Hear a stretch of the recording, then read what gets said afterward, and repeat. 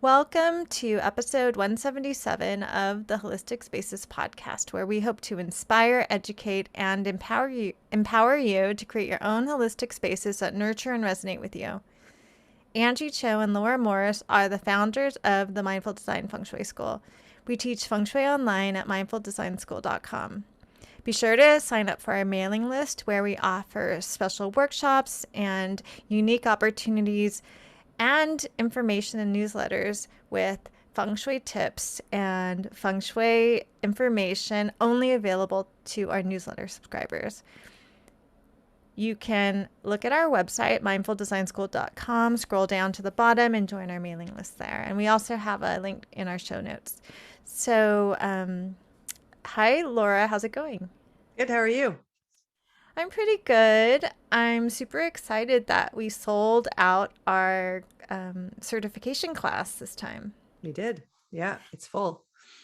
Yeah, it's full, and we just opened enrollment for our next class that starts in September hmm this year, and it ends with you graduate in March of March. hmm 2023. So we open for enrollment, and yeah, we hope some of you will join us so we can get to know you. hmm Yes, it's a good class. We started up. We're rolling in with this new cohort group, and it's great. I mean, we're having a lot of fun. So yeah, if those of you out there that have been thinking about it, also keep your eyes peeled. Make sure you're on our mailing list. Keep your eyes peeled because we do information sessions live. So and if you're on our mailing list, you will find out when those will be. Oh yeah, we Yeah. gotta plan those, right? Yeah. Okay, we'll do it later Yeah. today. Yeah. Okay, well, today we're going to talk about our favorite feng shui crystals. Everyone loves crystals. They're really popular right now, and not only are they really super pretty, they can be used for feng shui applications. hmm Yeah. So we are going to talk about which ones we like. So Angie and I are going to pick, each have our own for each kind of loose categories that we've come up with. But overall, we'll talk a little bit about why we love crystals so much and why crystals are so appealing, I think, to many of us. Maybe you don't even know why, maybe you just are drawn to them, right? And so crystals, not to be confused with a feng shui crystal that is man-made lead. Sometimes it's leaded crystal or crystal. It's like a glass. It's like a glass man-made. And we use those in many feng shui adjustments. So not to be confused with that. This is a crystal from the ground. These are natural crystals. These are stones and crystals from the ground. So in what that means is inherently they represent and they bring into a space earth energy, earth chi, right? So I think, we're all drawn to crystals. Also, they have, different vibrations, they have different qualities to them. And I'm sure there's listeners out there that know, tons and tons about crystals. And, you know, we like to bring them in and use them in feng shui because of that connection with the earth, right? That deep connection where they came from the earth and they bring, so there, it's a very easy way to bring earth chi into your own home. Yes, and there's also so many different qualities of different crystals, the colors that can bring in other attributes, as well as their energetic properties. And natural crystals are gifts that we can receive from the earth, and they have a lot of wisdom. They've been around much longer than you or I, so they're something to really honor. And so in with that, you should also think about how you procure your crystals. And if you can, with anything, especially if you're getting something for an energetic purpose, it's important to think about where they come from. So if you can, you always want to receive the best you can with what you have. So you need to review for yourself what that means financially, and also what's within your means and what's within your availability, what's around you, and try to source crystals that come from an ethical place and ethical origins, as well as being curious about where they come from too. And there's even the consideration that you can also, instead of just going out and buying crystals, but seeing what crystals call to you and see if there's a crystal that finds you and that you connect with before you just start collecting a lot of crystals. Yeah, that's what a lot of that's the advice around crystals. If you do go to a store that you know does source stones ethically, the advice is to just wander around and see what you're attracted to and what you're drawn to, and there's a reason for it. So, and then what you can do from there is, if you wanted to sort of zero in on certain qualities or certain functions that these crystals might have. So in Feng Shui, how we would use, I mean, there's many different ways you could use them in Feng Shui. It's not to, and just to back up a little bit, it's not a traditional Feng Shui adjustment. Let's just be clear. We practice Black Sect Feng Shui, and nowhere in our teachings is there use rose quartz for this. It's just what is in there is color, quality, characteristics, intention, right? And that's what's really beautiful about crystals, is they have all of those in them. So they're like this magical little thing that can have color. It also can have properties. So it can bring in certain kinds of energy, and it's easy, it's sort of easy to add to your space. And at the heart of it, again, as I mentioned, it has earth chi. So they make great Feng Shui adjustments, and then being able to take these stones and these crystals and being able to overlay your own intention is really powerful. And we love, I mean, in our practice, intention is very important, setting the intentions. Yeah, I agree. So let's get started. Mhm. Okay, what do we have on our list for the first few? We're going to first talk about our favorite crystals for grounding and protection. So you want to go first, Laura? Yeah, sure. So my favorite crystal or stones for grounding and protection is black tourmaline, all tourmalines, but black tourmaline is one that I have, and I have it right here. And for those of you that are, going to see us on YouTube, you can see it physically. Black tourmaline is very good for grounding, and it's actually used to create grounding grids. So if you get 4 pieces, you can create a grid where within your home, and to really ground down and really set the energy. They're also great for protection from electromagnetic fields. They are good to draw off, generally overall great for drawing off any negative energy or negative chi. And they're also they're connected with the root chakra. So, which is interesting because that is all about being grounded, right? Feeling secure, feeling stable. And I also like them. They got a nice weight to them. They're great if you're starting to worry and have maybe clearing negative thoughts, because again, we're talking about earth chi with all these stones, and trying to reduce anxiety and make you feel a little bit more settled. Yeah, and for black tourmaline and the crystal that I'm going to talk Mhm. about, you could also use them in around your front door, like place one on each side of your front door or at your front door for some protection to create an energetic protection for you and your family. So my favorite crystal for grounding protection is fancy jasper, and you can if you can visualize it, fancy jasper has kind of like camouflage colors, like very earthy colors, like forest green, mottled with like rusty reds or browns. And there's lots of different varieties, but I think that they really embody this earthy feeling. And they fancy jasper has these earthy colors, as well as offering grounding and protection, specifically more grounding. And my favorite way to kind of work with fancy jasper, besides putting it near your front door, is wearing fancy jasper. So I have a mala that's made of fancy jasper beads, and I actually made the mala. And so I think it's really a lovely stone to have around you for to ground you, to protect you. And you can also just place one in your pocket or have one next to your nightstand. Yeah, wearing it is a really good. I was going to say the same thing for black tourmaline. For all of these stones, being able to wear them is another way to bring that energy to you immediately. Okay, so next category of crystals, and I use category loosely, we're just sort of grouping them together, is crystals for prosperity and abundance. Now, if any of you had listened to our last podcast where we talked about protection and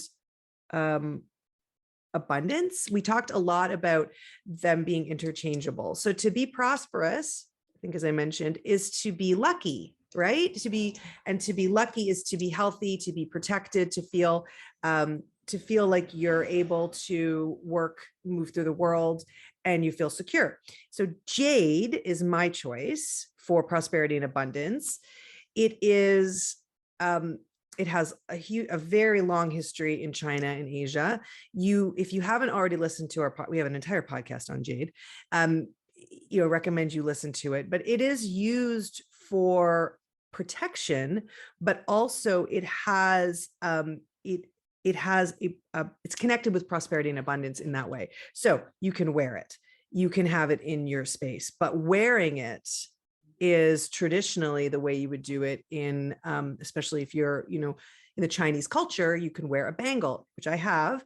And I bought it when I was in Beijing, and you wear it on your left wrist because that is the same side as your heart. And so it's a way to clear your chi, because it is believed that jade as a stone is a living stone, that it has its own chi. And so when you wear it, you imbue it with chi, you keep it moving. It's not going to sit there and sort of get dusty and kind of get stagnant. So it's a stone that can be worn. You can wear it as a bangle, you can wear it as a ring, and it is meant to protect your own chi. And the color itself, that green color, I mean, it comes in many different colors. It is revered as being a stone of abundance. So that's my pick, is jade. Yeah, and if you guys are more interested in jade, which is we've noticed that because jade is like your traditionally Asian stone, that people who are drawn to feng shui are especially attracted to jade. We have a whole podcast episode about jade, so you guys should definitely check it out. So, my pick for wealth and abundance is amethyst. So, amethyst is a purple crystal. It's a type of quartz, actually, and it's pretty easy to get. It's pretty well known, easy to find, and the reason why I like to use amethyst for wealth and abundance is because if you look at the Feng Shui Bagua map, which is the energy map that we use in Feng Shui, the wealth and abundance area, which is called Shun in Chinese, is related to the color purple. And purple is a very interesting color. It's a combination of the fiery red of fame and recognition and your passion and inspiration, and also it's a combination of red and blue is related to growth and wood element and kindness, and all of those things come together to create a true sense of abundance and prosperity. And the wealth area is not about financial wealth. I mean, it can be, because that's how financial wealth is one way that wealth and abundance is expressed in your life on this earth. However, it's also connected to a lot of things that underlie your sense of abundance and prosperity, which is things like your self-worth, your value, how you take care of yourself. So it's a great way to invite in and activate and work with the wealth area, the Bagua map, using amethyst. So very simply, you can place an amethyst crystal in the wealth area of your home. And if you don't know how to do that, the easiest way is generally to do it in your bedroom. So you could stand in your bedroom looking in, and the furthest left corner is the wealth area. So that's a great one to use your amethyst. And of course, like we talked about earlier, you can wear it.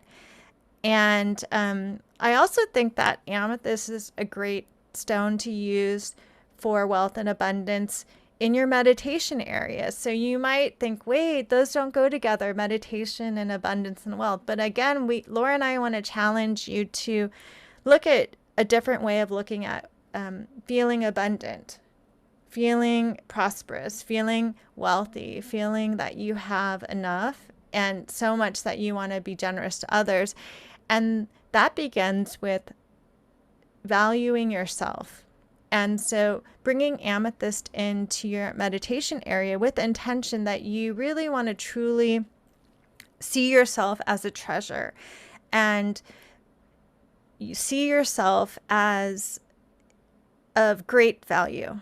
And this purple color, I'm going to circle back to it, is also such an elegant color, and it's has a sense of royalty, and so that you can recognize that you are a valuable, wealthy person. You have that within you, and you can include that in your meditation time to cultivate that. Yeah. That's beautiful. Well said. So different way of looking at prosperity and abundance, I think, in both of those stones, right? Jade, protecting yourself, making sure you're healthy, therefore you're prosperous, and amethyst, really starting to shift how you think about your self-worth. So those are really both powerful ways just to shake up this whole money, money, money thing, that prosperity and abundance can come in different ways.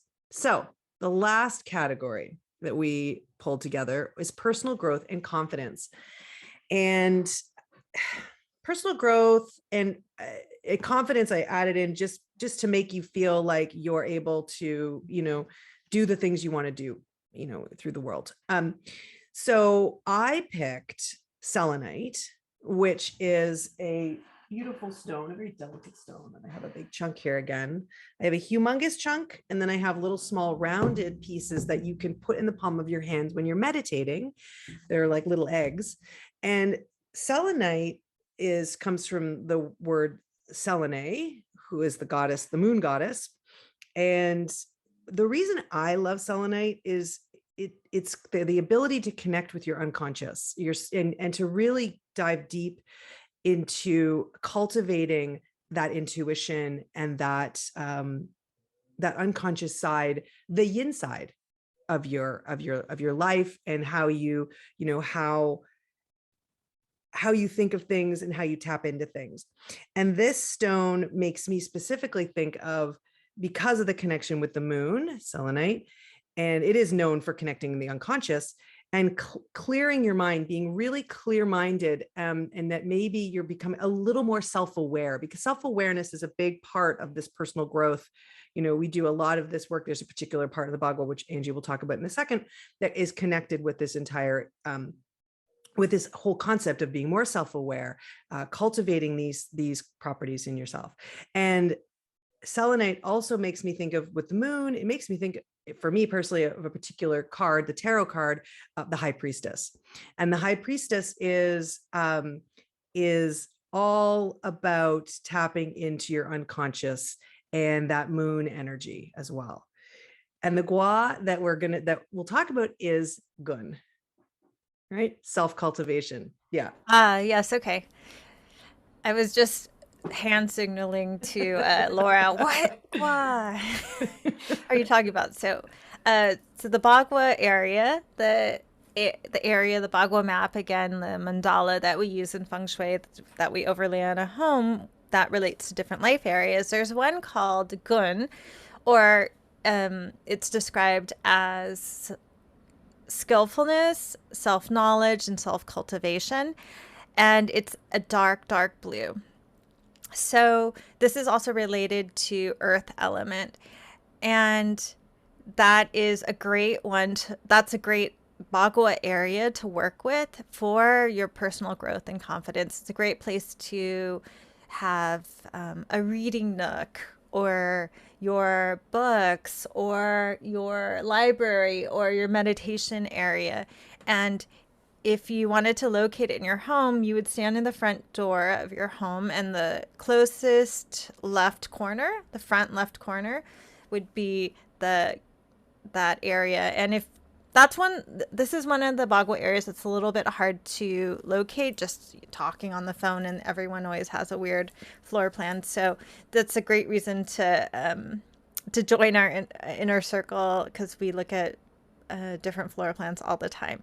So anyway, so that's one way you can work with personal growth and confidence. And my favorite crystal to work with in light of this kind of this aspiration for growth and confidence and courage for me is Sodalite. So Sodalite is a dark blue stone. So not only does the color resonate with this area, the Bagua map, but it also resonates. And I think for me personally, and for many of my students, and a lot of especially like women or female identifying people that I work with, because that's generally our demographic, a lot of your personal growth and confidence comes from finding your voice. And blue, not I love that the color blue works with this idea of self-cultivation in the Bagua, and also with the throat chakra. So giving you courage and confidence to speak, to be heard, to share, and to also know that what you have to offer the world is of value. So, Sodalite would be a great one to work with in this self-cultivation knowledge area of your home. And you can also include it maybe somewhere on your desk to give you more courage and personal growth and support in the work that you do in the world, because your desk represents your career, it represents your path in life, and placing it anywhere on your desk would help to support that. So those are our favorite crystals. I'll just summarize them. For grounding and protection, black tourmaline and fancy jasper. For prosperity and abundance, jade and amethyst. And for personal growth and confidence, selenite and sodalite.